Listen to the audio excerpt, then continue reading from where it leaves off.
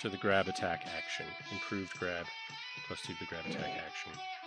Yep, so there's going to be a new feat. I was going to call it improved grappling. I think I'm going to call it grappler, actually. So let's go to G. H.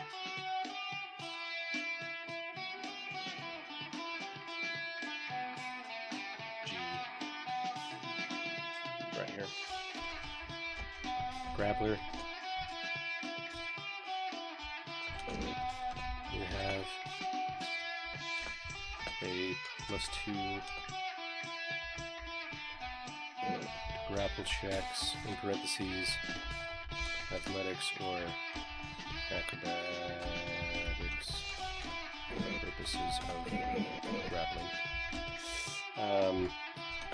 You may initiate a grapple with a grabbed opponent or opponent grabbing you with a minor action instead of a standard action. So as I said, game of exceptions, and we have created a new one. Yeah.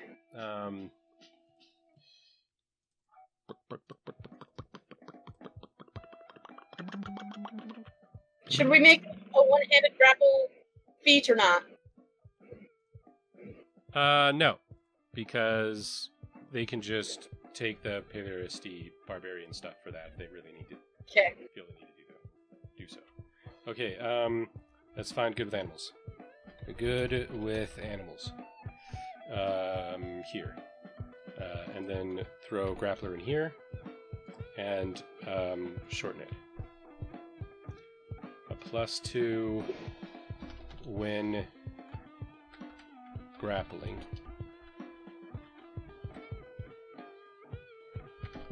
You may initiate a grapple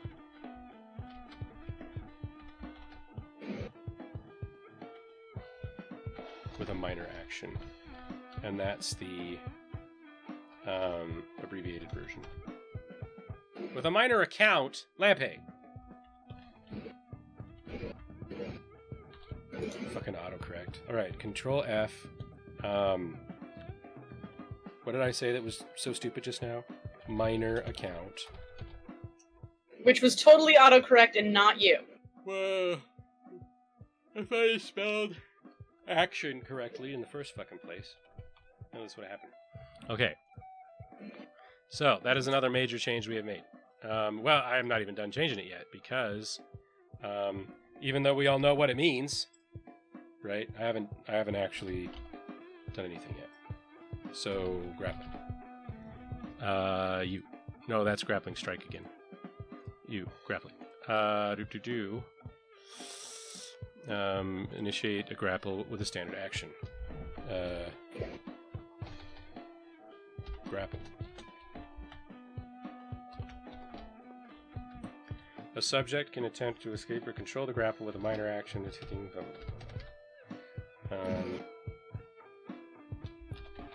Creatures in a grapple cannot make attacks. A subject can attempt as a standard action.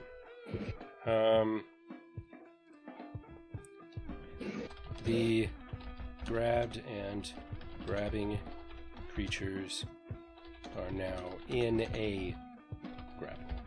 Alright, so we've initiated the sub-game. Just like 3rd edition did. Which 4th edition and 5th edition do not do. Creatures in a grapple cannot make attacks. A subject can attempt to escape or control the grapple with a minor action by making an acrobatics skill or athletics check against that of the opponent. All movement during a grapple is halved. Continued from above. A creature that has grabbed an opponent can use a standard action to grapple the subject. I don't need that here anymore because it's up above us. I was up above here! The controller can choose to end the grapple, deal strength modifier damage to the other grappler, or attempt another check. do I say can escape by acrobatics?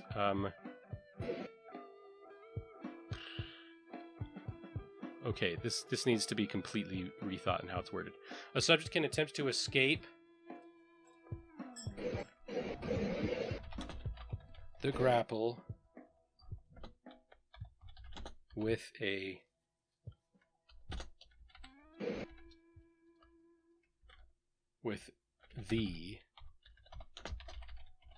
acrobatics skill.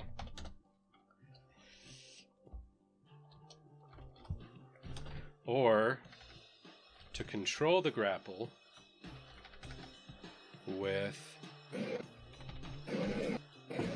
the athletics skill.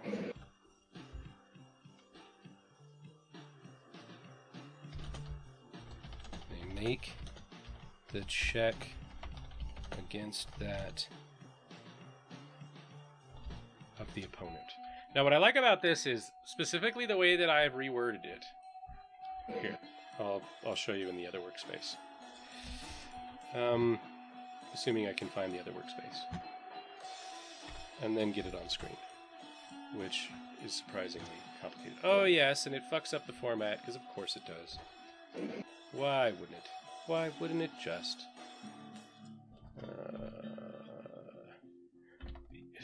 Fucking Jesus.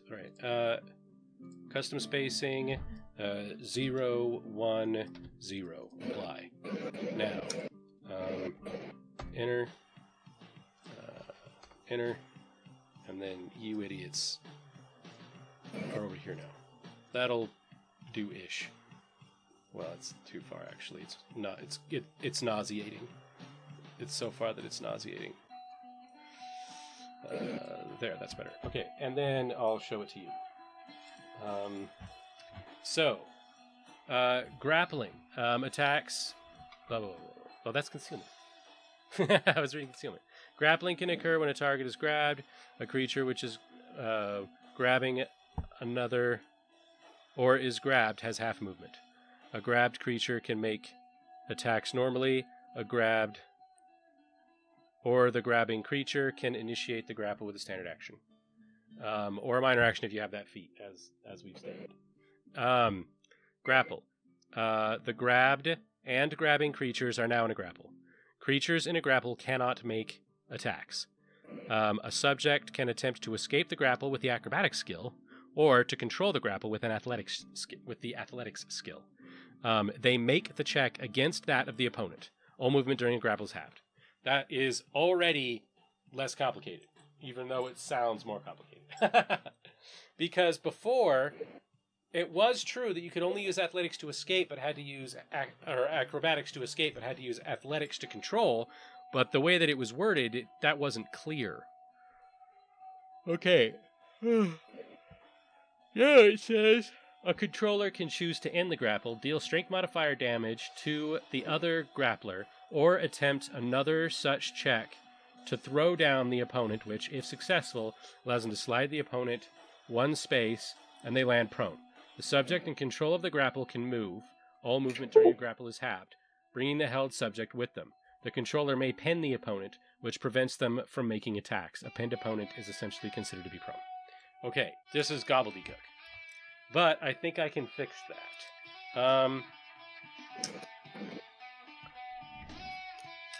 Let's see. The controller can choose to...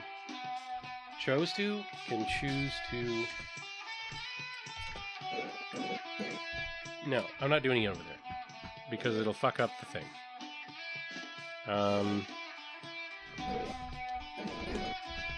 Controller can choose to deal damage to the opponent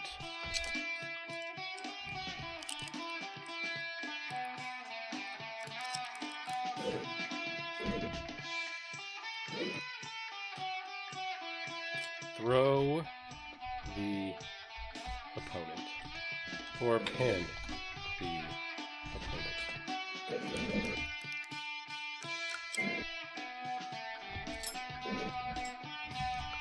Why is this capitalized? And that doesn't need a cup.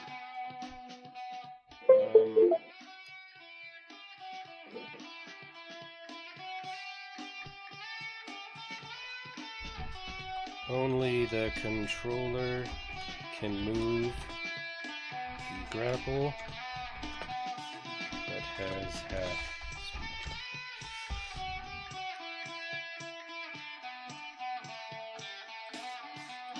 speed. Okay, now, is equal to the controller's strength modifier, or 1, whichever is higher.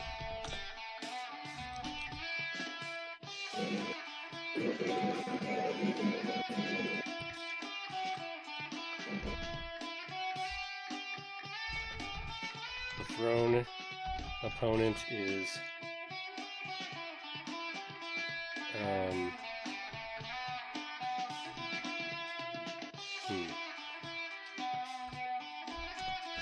a thrown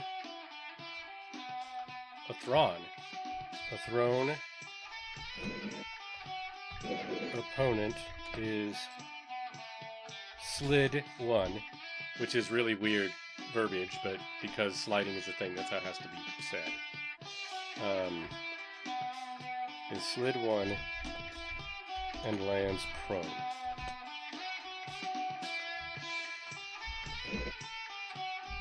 Put up here. The targets must be within 1 size category.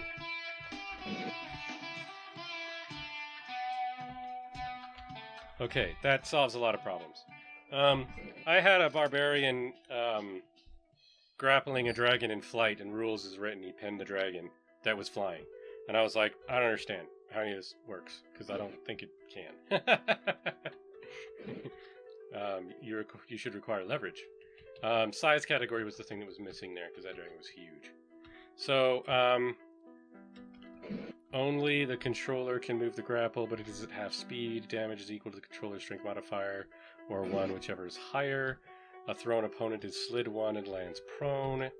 And a pinned opponent can take no actions but 2. You know what? I'm going to go out on a limb here. Can take no physical actions, which opens up doors of interpretation. Because I was just like, can they still use, like, mind attacks? What about a sorcerer with silent spell? Is there anything stopping them? The purpose of having silent spell. What?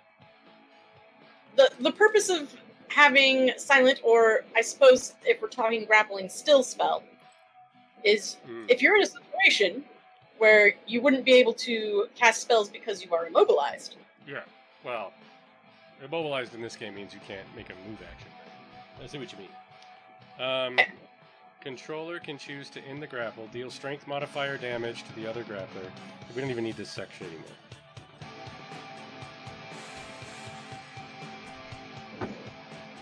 Physical actions, but to attempt to escape or control the grapple.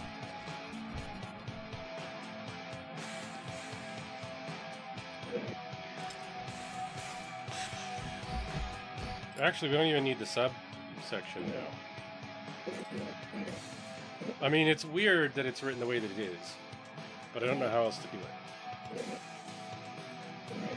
Because I want to specify that the grapple has started, and that it comes from the grabbed condition, even though the grabbed condition is explained elsewhere. You. No, this is all bad. All of this is bad. Ugh.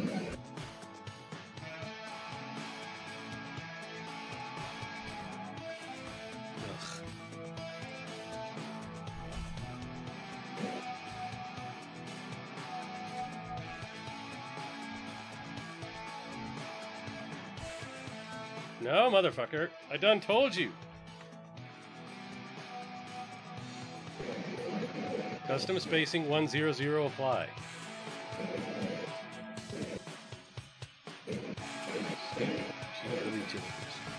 Okay.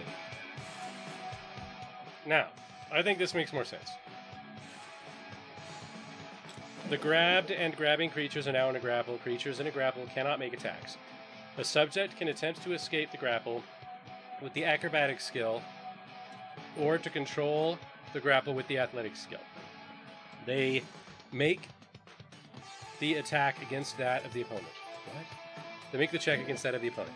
The controller can choose to deal damage to the opponent, throw the opponent, or pin the opponent. Only the controller can move the grapple, but has half speed.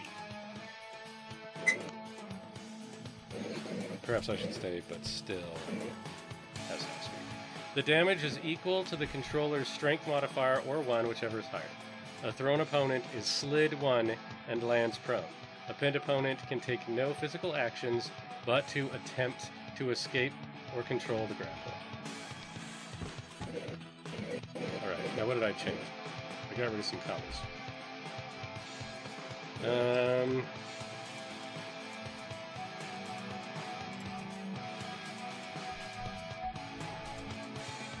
Still has half speed.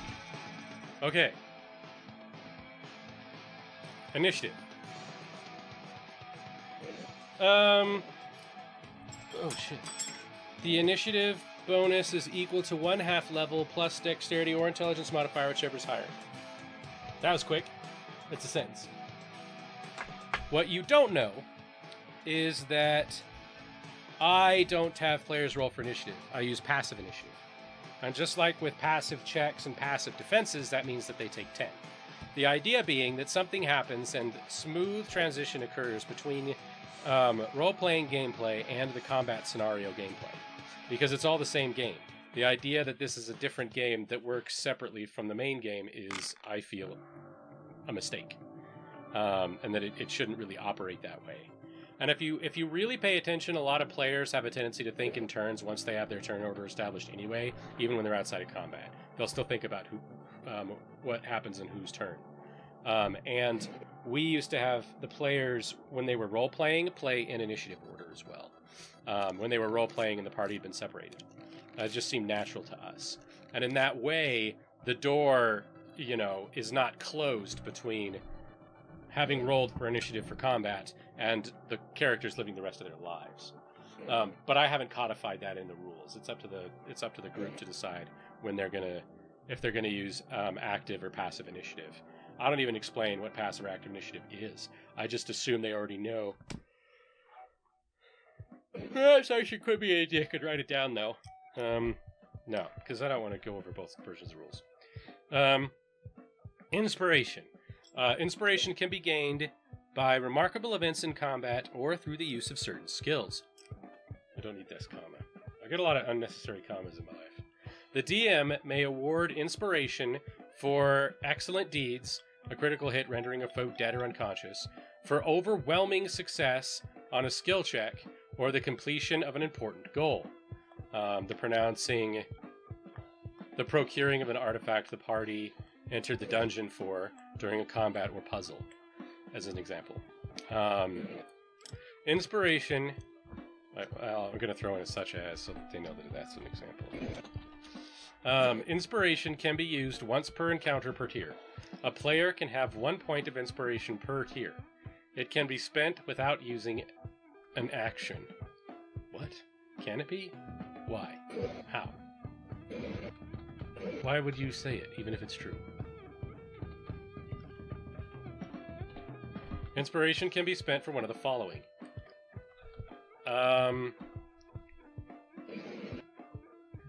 Spending the inspiration itself is a free action. Now, that's important because you still have to be doing it on your turn. You don't get to spend your inspiration on somebody else's turn. Wow, I've already been doing that, and I just didn't have it written this way.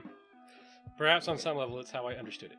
Now, to take an additional action, minor, move, or standard, or to reroll a d20 you are unhappy with and take the better result.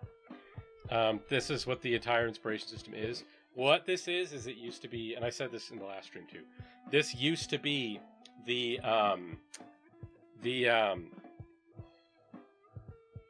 action point system from 4th edition, or the force point system from, actually it might not even have been force point, I think it might have been destiny point. The destiny point system from Star Wars Saga edition. And this is how I wanted to do it, because it's so funny. Everybody hated the action economy, or the action point thing in 4th edition, because action points are part of this weird cockamamie nonsense, where they built this whole substructure in the game around it that was complicated and alienating, and experienced players hated it, and new players took forever to learn it. But once I started with the Lampedition, the first thing playtesters said was, I want my action points. Because being able to spend a point to take an extra action is fucking awesome. And taking that away was horrible. Even though they hated the action point system in and of itself. And so, I can turn this back on now, actually. And so, the inspiration system was how I addressed it, so that I could bring that back. And I don't say it in here, but I think I do in the descriptions of the skills. Performance? A performance check can grant inspiration. The DC is 10 plus the level of the character they're trying to inspire. And they spend the minor action. That character becomes inspired. That character has an inspiration point. They can use the inspiration point to do a thing. So this is something else that gives the bard a lot of power. It also makes the leader of the party more useful, because the leader of the party can use a diplomacy check as a minor action to do the same thing. So this is another thing where having that minor action to do skill checks can be a very important part of this game. There's also... I got rid of the thing where... There used to be this whole thing about if somebody got a critical hit, then everybody else in the party potentially could get inspiration. And if somebody did something, got a natural 20 on a skill check, then they could be inspired, even if they would normally have had, or if they already had inspiration, they could immediately use the inspiration that they possessed and keep the inspiration that they gained. And I got rid of all that because it's cockamamie and pointless, and you only get to use it once per encounter, or once per encounter per tier anyway, so it's not worth it to go through all these extra hoops, especially because it's a lot easier to get through if you just have somebody in the party who's trained in something. You know what I'm saying? All right. Marking comes up a lot. Everybody wants to know what this is. It's really simple. While a target is marked by you, it has -2 to all attacks that do not include you as the target. One sentence. That's simple, you know? But note how that works with cover, and how that works with concealment, and how you might be able to stack the shit out of stuff. Because while... If there's something else that's important to note about the game that I don't think people realize is that certain things, these are rules. Rules stack endlessly. Because the rule just does it. But effects that are given to you by a specific thing, a spell, or a feature, that's usually a power bonus. Only the highest power bonus counts. Nothing that gives you a bonus from any number of powers stacks with bonuses given by any number of powers if the bonus comes from the power, because only the highest power bonus counts, right? But if you have a power that does something that adds to one of these in these conditions or situations, marking, the power might mark, but mark is a rule which does this. So something that gives a -2 penalty to a target does stack with the fact that they're marked. Something that gives somebody a +2 bonus to their defenses does stack with fighting defensively, which does stack with cover. It just keeps going and going and going and going in that regard. So be mindful of stuff like that too. The more you know about the rules, the more you can do with them.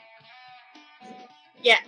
And finally, even though it's not set up this way in the book, we have movement speed. And movement speed is where we're going to call it, because that's halfway through the section.